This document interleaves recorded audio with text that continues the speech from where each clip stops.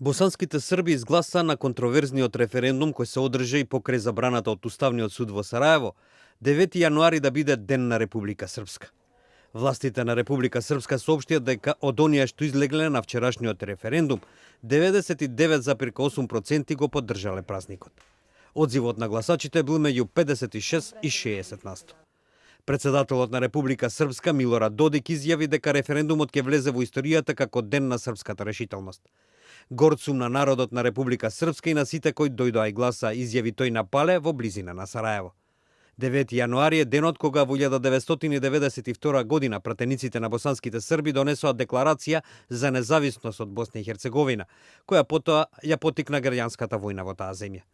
Референдумот предизвика најжешка дебата меѓу политичарите на босанските срби и босанските муслимани од крајот на војната во 1995 година, постигнат со Дејтонските мировни договори.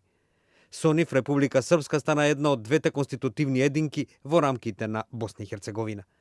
Критичарите на референдумот сметаат дека тој ќе потикне етнички тензии и ќе ги зајакне сепаратистичките тенденции во Република Српска. Несрпското население на 9 јануари гледа како на символ на нивното протерување од територијата која е под контрола на босанските срби. На 17 септември Уставниот суд во Сараево го забрани референдумот, наведувајќи дека тој е дискриминирачки за муслиманите и хрватите во Босна. Деновите пред нас носат нешто ново, ќе видиме на каков начин, рече председателот Додик, кој додаде.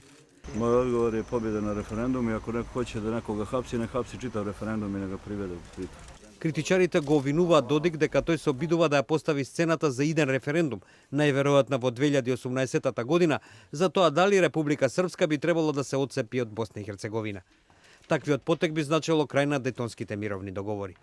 Додик инсистира дека сецесијата не е дел од плановите за Република Српска. Бакир Изетбеговиќ, членот на босанските муслимани во председателството на Босна, предупреди дека одржувањето на референдумот и покрај забраната од Уставниот суд би можело да води кон авантура во која работите можат да излезат од контрола.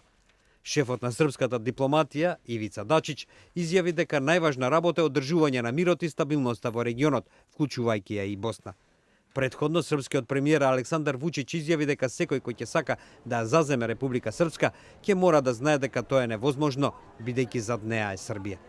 Западните представници побараа Република Српска да се откаже од референдумот, но Русија отворено го поддржа, а како сигнал за тоа беше и средбата на Милорад Додик со рускиот председател Владимир Путин во Москва, и тоа на само 3 дена пред одржувањето на референдумот.